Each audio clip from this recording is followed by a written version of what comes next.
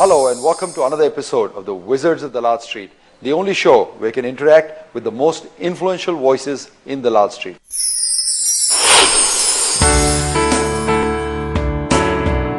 If Warren Buffett were to adopt a son in India, he would probably cast an eye towards my guest today. Values and valuation, wealth and wisdom have been hardwired into his vocabulary from childhood. In fact, the joke about him is that given a choice between reading a book on Warren Buffett or taking Aishwarya Rai out on a date, he would think about it. The joint managing director of Motilal Oswal Securities and a wizard of Dalal Street, Ramdeeo Agarwal. Ramdev, thanks for joining us today on the Wizards of the Large Street. Thank you very much for inviting me to this show. Ramdev, you are a small town boy from Raipur. What attracted you to the stock market? Actually, I came to do my chartered accountancy in Bombay, and I had no clue that I'll be ending up in stock market. I had just ambition to become a chartered accountant. But you're a farmer's son? Yeah, I'm a farmer's son, and we still till land in Chhattisgarh. But my brother, who was in Merchant Navy, because of whom I came to Bombay, and he was the guy who was funding my education here. He had a lot of surplus, and he wanted to invest that money in not in the stock market. He just wanted to invest. And we thought that why not try in the stock market. And right from that day, I thought I will invest it my way. So there had to be a massive steep learning curve, and I got into that entire game. Here you're in 85, you don't know much about the market. What gave you the hubris to sense that you would invest it your way at that time? No, it was not 1985, it was 1980. I was yet to become chartered accountant. The Sensex was at 100 at that time, for reference sake. Yes, I mean the Sensex was not there, the concept of Sensex was not there.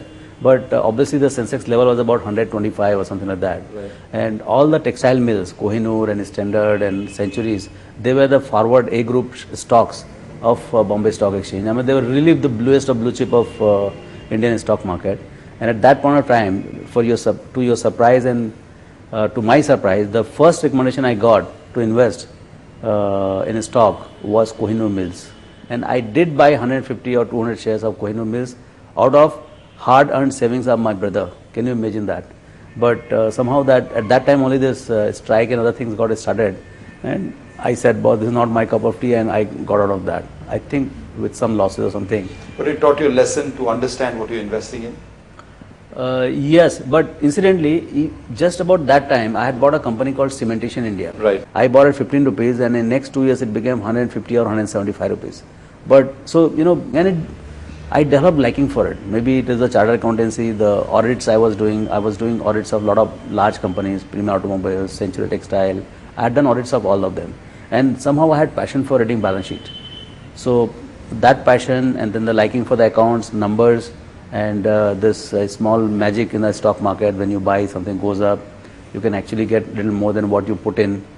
I mean, all these combinations started pulling me into the stock market. So while your brother was sailing away, you were navigating the stock market at that time? That's what you can say. I mean, it was very tough selling in rough waters. It was tough to even open an account with a broker at that time, wasn't it? Yes, it was very tough. And actually, I wanted to open an account with K.R. Choksey, Kisan Ratilal Choksey. And I mean, the whole account was so small, and I didn't have anybody to introduce me to him. Correct. So I ended up with a small broker in stock market. Yes, but you started your own consulting firm with your partner? Yeah, so what happened was I passed out formally my chartered accountancy in 83. Then I tried to set up my own so-called chartered accountancy practice. And I even incorporated a company called Ramdeeo Agarwal and Company Chartered Accountants. But my heart was never there. I tried to file tax returns for the guys, and I think all the returns must be wrong, whatever I filed, one or two. Even though it was a very small market, the amount of money made there was very small at that time. You still had the bug. Yeah, I mean, but excitement was quite massive in the sense that I think it was just about before that 85 boom, VP Singh and company. Correct, the first big boom in India. First big boom in India, and I mean, it didn't matter to us because we were so small, and the whole savings were maybe a few lakhs here and there. So, I mean, it was not a number which was important, it was that entire excitement of fluctuations, You were a kid in 85, yes. And no experience. In fact, you didn't know a stock market existed in Raipur. Yes. And suddenly you're thrown into Bombay. Yeah. And did you make mistakes? Did you earn money easily? What happened? No, actually, I committed a whole lot of mistakes, and I always thought that I'm smart and I can advise and I can read balance sheets. I read all the balance sheets under the belt, and I kind of did a lot of hard work, and But somehow in 1995 till about 95, 96, when I did my numbers back, I realized that except for making whatever money was there as a post-tax profit of broking operations, the portfolio was not reflecting much of gains per se. Though there were a lot of transactions and we bought into a lot of companies and we saw a lot of appreciation and depreciation, but on the whole we didn't make money. But you moved from this tangible assets, farming, to this intangible assets, holding a stock certificate. Yes. Was there any family problems, that father saying come back and till the land, or your brother saying join the Navy? No, I mean, mine is a very big family, and it was always designed that I'm not going to go back to farming. In any case, I mean, farms are still there. In fact, one of the punishment of not passing CA would have been to go and kind of become a farmer. Right. Quite possible. It was a strong incentive. We'll take a break. We'll come back. We'll chat some more with the wizard of the last street, Ramdeeo Agarwal.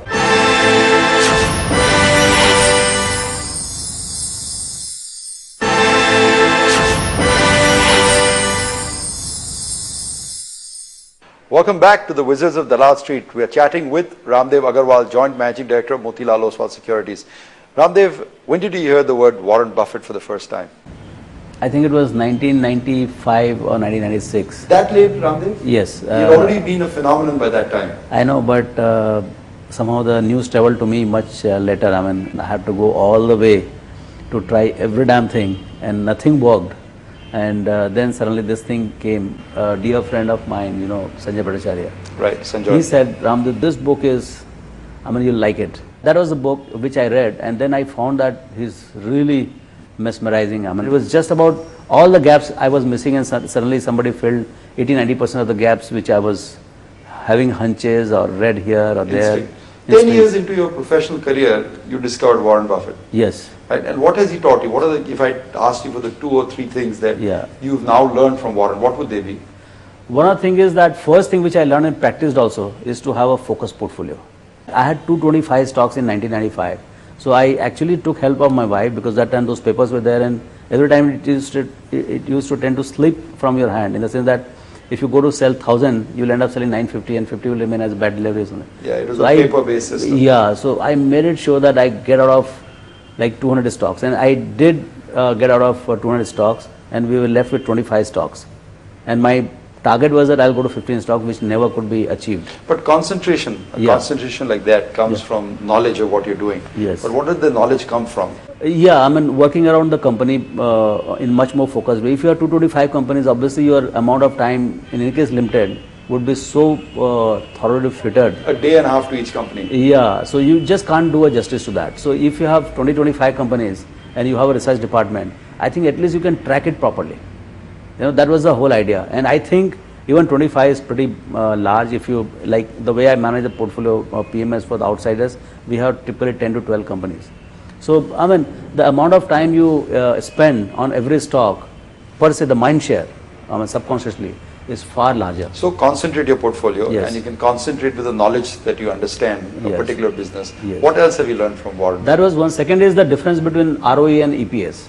Earlier, the ROE is return on equity, and return on EPS equity is earning per and share. Earning per share. I think the whole market is obsessed with the EPS.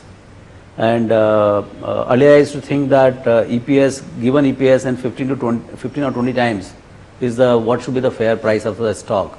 And I mean, obviously that was not the formula to work in real life. So if it come to 20, it would be a sell, and if it was at 15, it would be a buy. Yeah, something like that. So the first, I mean, as a chartered accountant, one thing which really hit me big time was that don't focus on EPS, focus on return on net worth. I mean, that was the really starting point of understanding how the wealth is being created. You know, so what happens is that if you're given a crore, you will make at 10% 10 lakhs. But if you're given 2 crores, obviously you will make 20 lakhs. Because you have more capital to be with. So just because you're making 20 rupees EPS, you don't become worth some 40 crores or something like that. So any business that requires large amounts of capital is inherently inefficient over time. Yes. So then I understood the financial value, so-called value. I got a sense that, boss, the value is not just EPS multiplied by 15 or 20.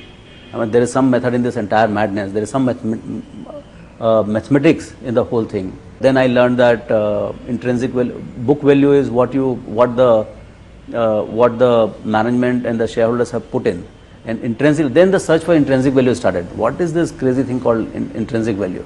Then